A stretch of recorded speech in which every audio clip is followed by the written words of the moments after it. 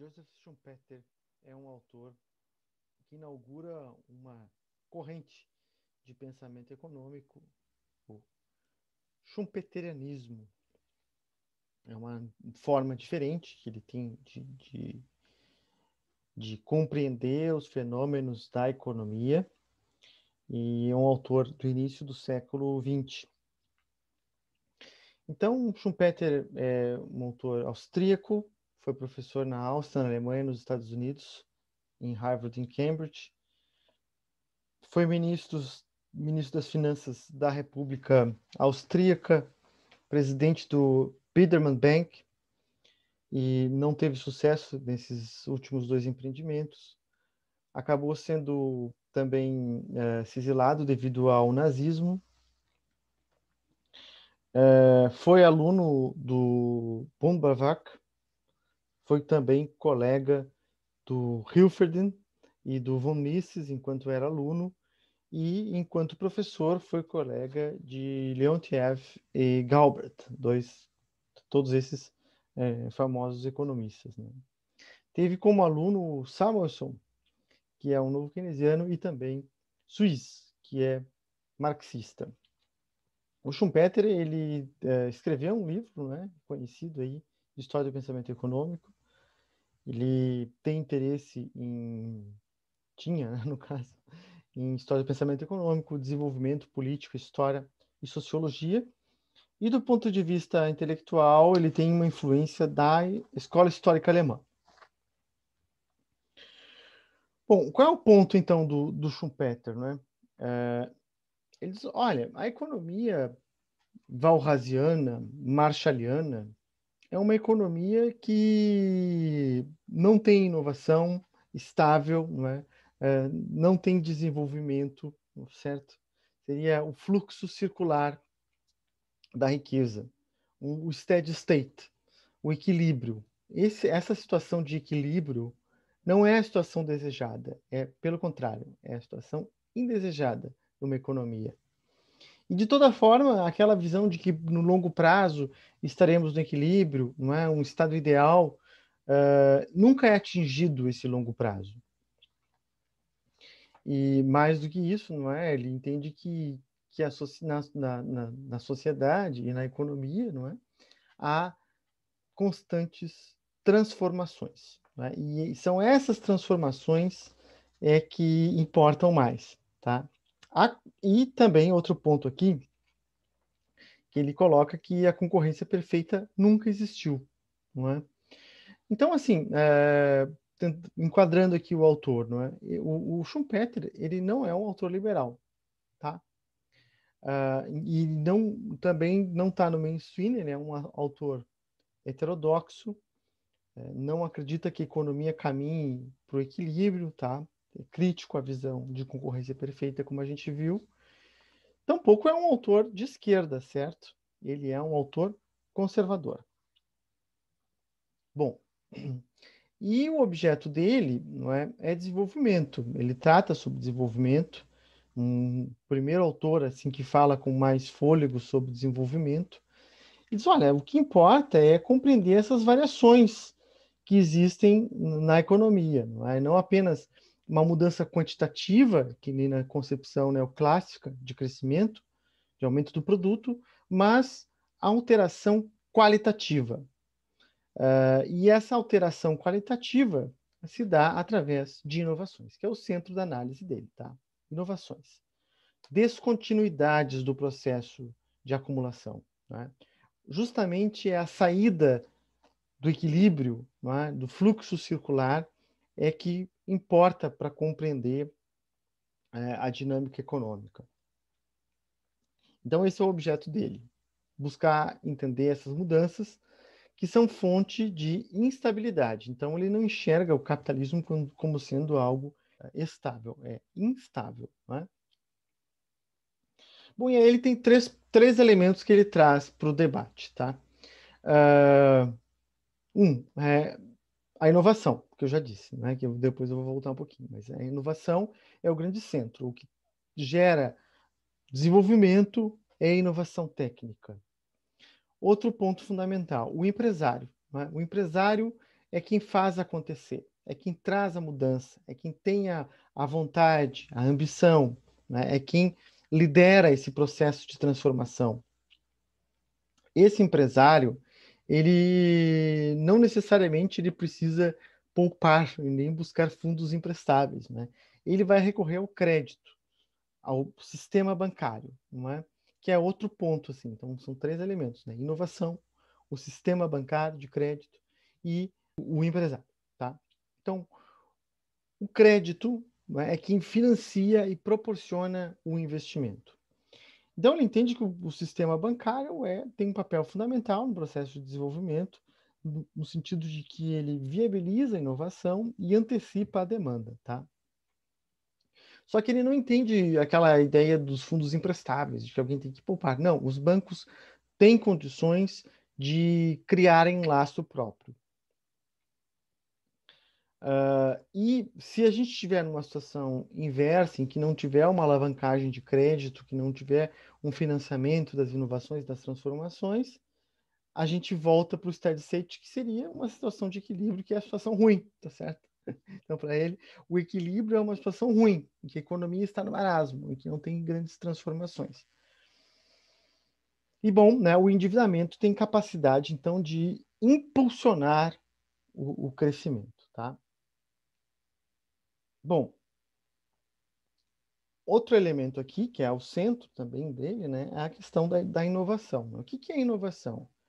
A inovação é um processo que se dá na concorrência, em que o empresário busca ter um lucro extraordinário. Ele quer ganhar mercados, não é? O que ele vai fazer para ganhar mercados? Ele vai procurar alterar um método, fazer um novo bem, uma fonte de matéria-prima, uma nova técnica, uma nova forma de administração, não é?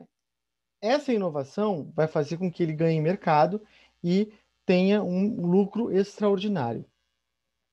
Esse lucro extraordinário, se tiver uma mudança paradigmática no sistema produtivo, vai ganhar mercados, né? Vai se transformar uma grande empresa. Essas inovações, se forem alterações paradigmáticas, vão ser copiadas por outras empresas e vai destruir o processo anterior, né, de produção.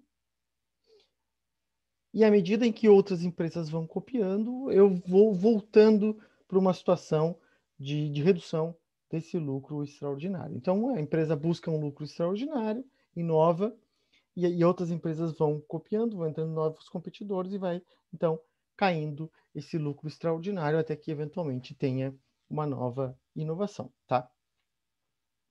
Então, esse processo de inovação é fundamental, né? E aí o conceito dele, não é, conhecido da destruição criadora, que é justamente, não é, essa desestabilização que acontece endogenamente na inovação técnica. Por exemplo, não é, as carroças existiam durante vários períodos como forma de transporte, e veio o automóvel, desestabilizou completamente o paradigma das carroças. O mesmo a gente pode pensar para diversas técnicas, né? O VHS, que foi desestabilizado pelo DVD, que depois foi desestabilizado pelo Blu-ray, que foi desestabilizado pelo streaming, e assim sucessivamente, né? Então são mudanças técnicas, inovações, que destroem o sistema anterior, tá? Então, esse conceito aqui da destruição criadora, nos termos do Schumpeter, um processo de mutação industrial que incessantemente revoluciona a estrutura econômica a partir de dentro, incessantemente destruindo a velha, incessantemente criando uma nova. Então, ele vê justamente o processo de desenvolvimento como essas transformações incessantes, não é, que saem, não é, do equilíbrio, não é, e que vão alterando e evoluindo. Isso é desenvolvimento para ele, essas mudanças estruturais. Sem essas mudanças tecnológicas, sem esse acúmulo de capital, né, aí sim que nós teríamos uma situação pior, com variação de renda per capita tendendo a zero, tá? Bom, então, né, esse sistema inovativo, inventivo, é que permite a redução de custos, altera, não é, a curva de oferta, tá? Os competidores são obrigados a se adaptar, ou então eles desaparecem e, eventualmente, algumas outras empresas vão copiar, né? Ou então vão ter perturbações técnicas, né?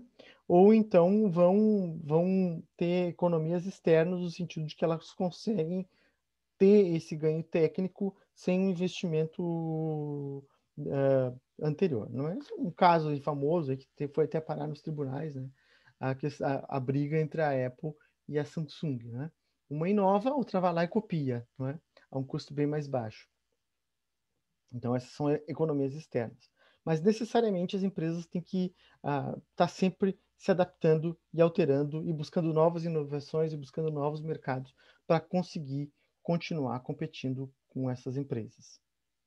Então, não é, ele está tentando também explicar os ciclos produtivos, né, de boom e de crise. Tá? Ao contrário, então, é uma visão absolutamente heterodoxa, não é?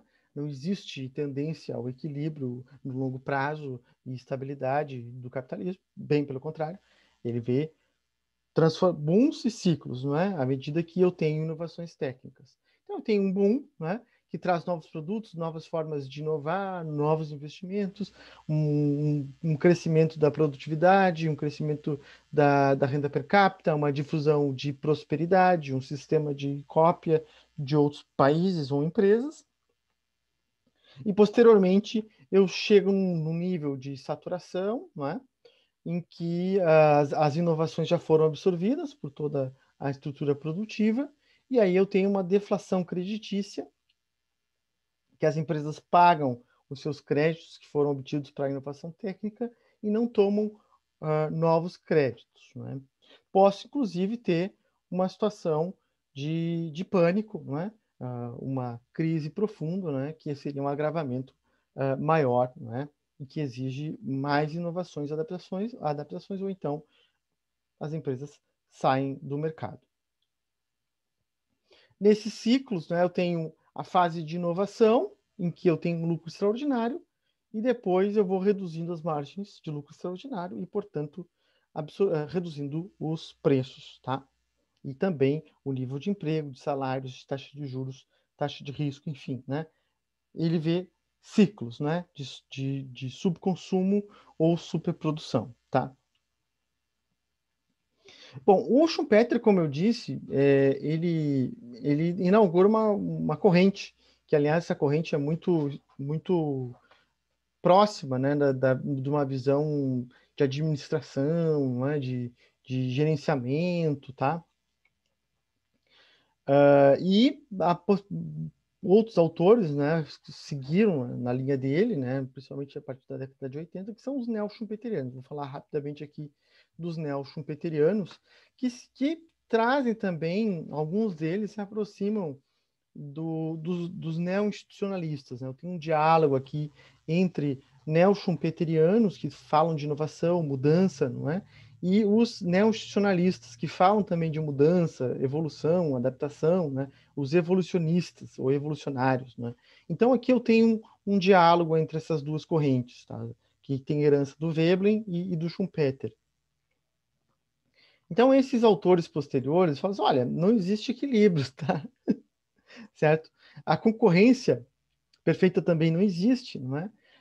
Mas ao contrário, né? À medida que eu tenho mais concorrência, mais inovações técnicas, avanço da tecnologia, isso faz reduzir o nível de concorrência, então a economia caminha para uma oligopolização, tá?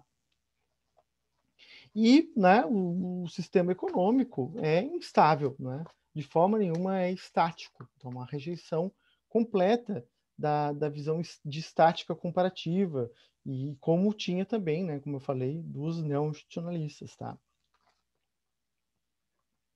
Bom, então, assim, indo da parte mais abstrata e entrando um pouco na visão de inserção internacional, muitos países, muitos pensadores que pensam, né, a partir desse paradigma científico, pensam no desenvolvimento dos países, né, uma teoria de desenvolvimento aqui.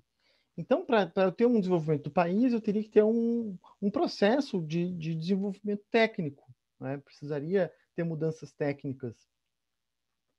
E embora seja difícil ou raro países ultrapassarem os outros em termos de liderança no processo técnico, se observa, né, catching ups, né, países que conseguem ter um salto, não é? Esses saltos, na visão aqui neo-schumpeteriana, elas não acontecem por espontaneidade dos mercados, né? Não, é preciso ter um apoio estatal, né? É preciso ter uma política de desenvolvimento, tá? Nesse sentido. Então, aqui, um papel do Estado, né? O Estado tem um papel relevante para os neo-schumpeterianos, que é propiciar esse desenvolvimento técnico, tá? Então, é preciso ter mudanças institucionais e, eventualmente, né, principalmente, na verdade, financiamento e políticas nesse sentido, tá? Além das mudanças técnicas. Então, existem alguns modelos de desenvolvimento neo-schumpeterianos, com investimento em capital físico, não é? Quer dizer, você não consegue constituir uma empresa gigantesca do nada. Ela precisa ter um acúmulo de capital grande, ela precisa produzir em larguíssima escala, não é? Então, isso eu preciso ter um capital físico enorme, tá? Enfim, não é? Com economia de escala que permita, né, tecnologia avançada e produção, não é? Em termos de competitividade global. É preciso ter investimento em pesquisa e desenvolvimento. O que acontece? Pesquisa e desenvolvimento é bastante caro.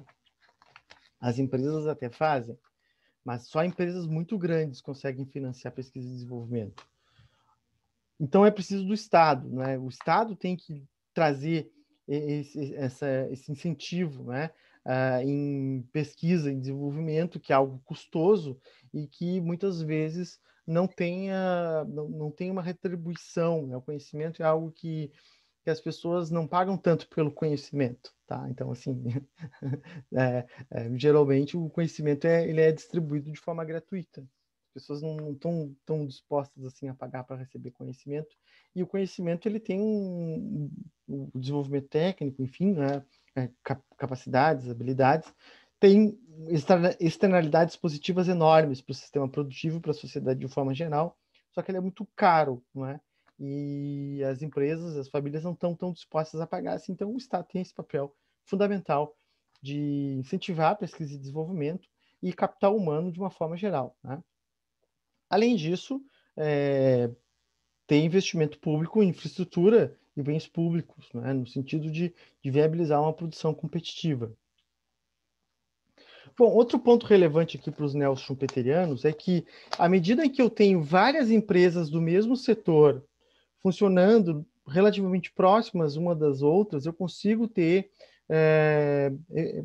várias vantagens, economias de escala, economias de escopo, né? Elas conseguem fazer compras conjuntas, conseguem eventualmente compartilhar conhecimentos, compartilhar tecnologias ou funcionar no sistema de integração horizontal, né? Em que uma desencadeia a produção da outra, que são os clusters, né? Então, se houver clusters de inovações radicais e um apoio nesse sentido, né?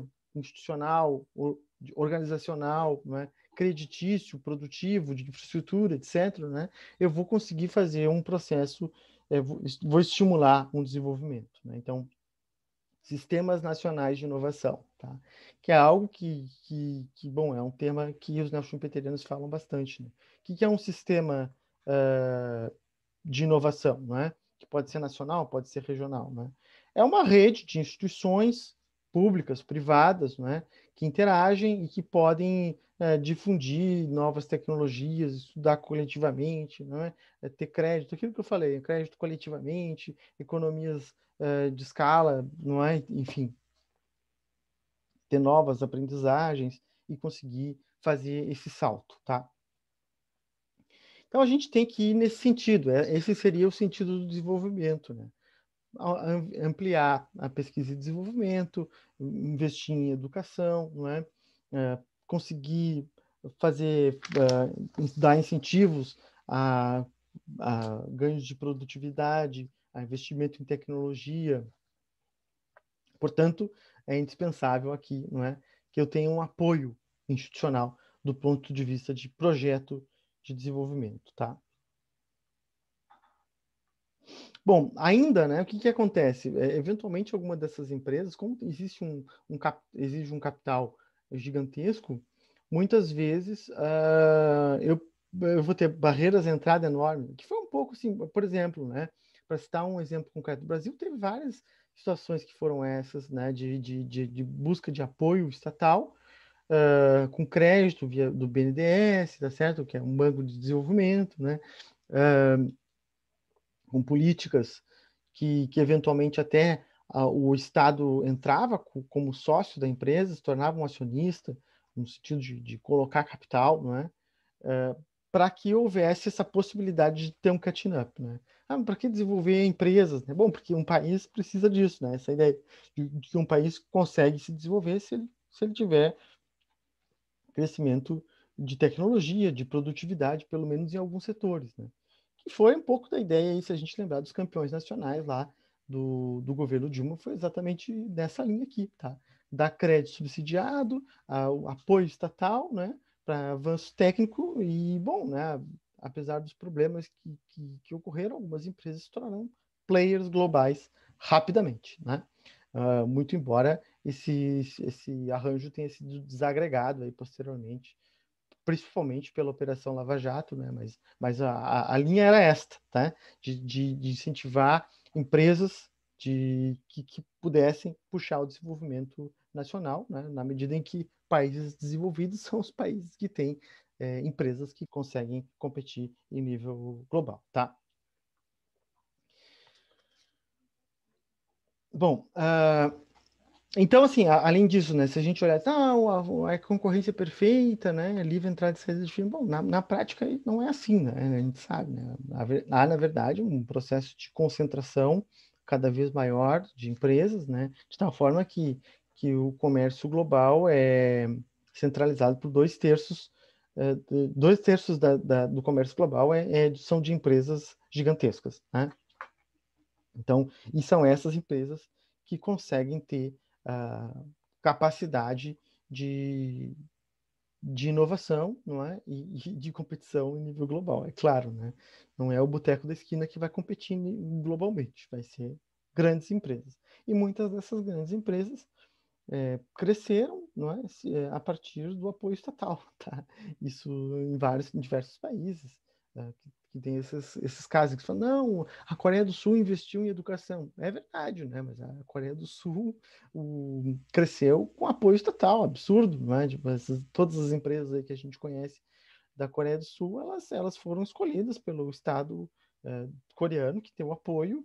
Disse, olha, vou investir em vocês, vocês vão ser players globais e nós vamos nos tornar um país mais rico, né? E foi isso que aconteceu. O mesmo com o Japão, que também fez coisas parecidas, enfim, né? Diversos países. Então, né, volta aqui a ideia e o diálogo com os neo-institucionalistas, né, do path dependence, não é? Então, quer dizer, eu tenho um processo de evolução, não é, interno das sociedades que, que vai, né, ser determinante para explicar o rumo, né, e também o presente dessas sociedades, tá? Então, né, preciso fazer política de difusão tecnológica, encorajar a originalidade, né, e a diversidade local, né, e regional. Bom, aqui um processo de revoluções técnicas da Carlota Pérez, que é uma neo-schumpeteriana, tá? Tratando aqui de como se dá esses ciclos, né? Então, eu tenho um ciclo, né? Que seriam ciclos longos de boom, né? E depois de estabilização, eventualmente até crise. Então, eu tenho a entrada de um novo produto, que é o crescimento ali, depois, né? Uma difusão, né? Dessa progressiva dessa nova técnica, desse novo método, desse novo mercado, desse novo produto, que vai sendo ampliado, não é, para outros setores, eventualmente, né, com desdobramentos, com inovações incrementais sucessivas, né? Eu posso ter uma inovação que é mudança paradigmática e posso ter inovações que são incrementais e sucessivas. E depois eu chego numa fase de saturação, em que, né, enfim, todo o potencial de desenvolvimento, de transformação, já foi atingido, tá? E aqui, a Carlota Pérez também identifica 5 grandes momentos de grandes transformações tecnológicas que ocorreram. A primeira, a Revolução Industrial, né, na Inglaterra. A segunda transformação tecnológica foi a era do vapor e das ferrovias, tanto na Inglaterra como para o resto da Europa e Estados Unidos. A terceira era do aço, da eletricidade e da engenharia pesada, no final do século XIX até início do século XX, nos Estados Unidos e Alemanha. A quarta era do petróleo, do automóvel e da produção em massa, década de 40 e década de 90, Estados Unidos com a Alemanha disputando.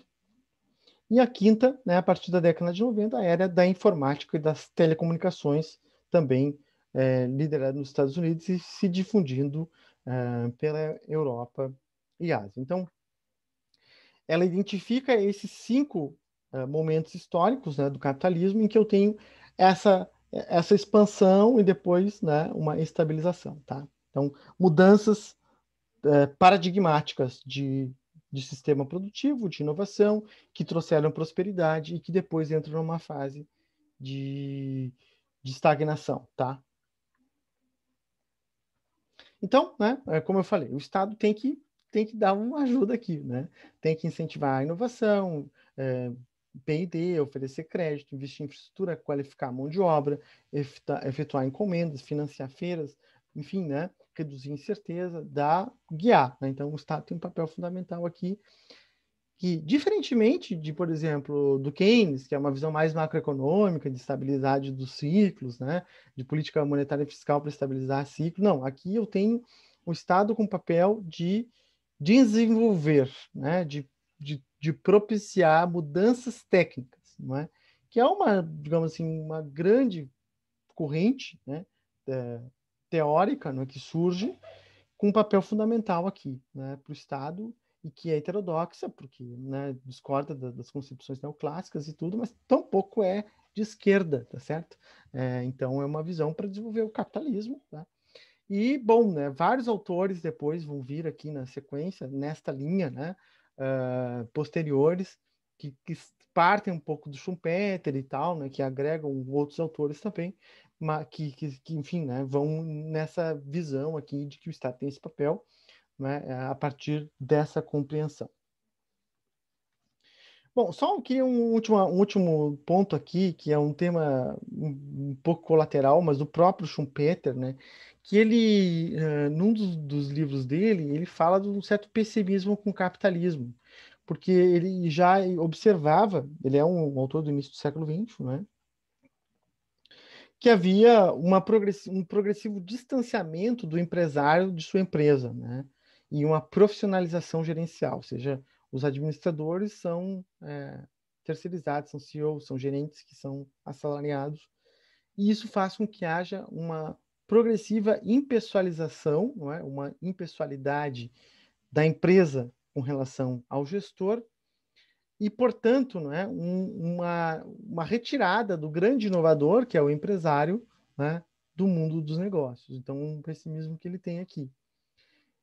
Ele vê também um processo de oligopolização da economia e um certo receio de uma perda de legitimidade da ordem social do capitalismo. Não é?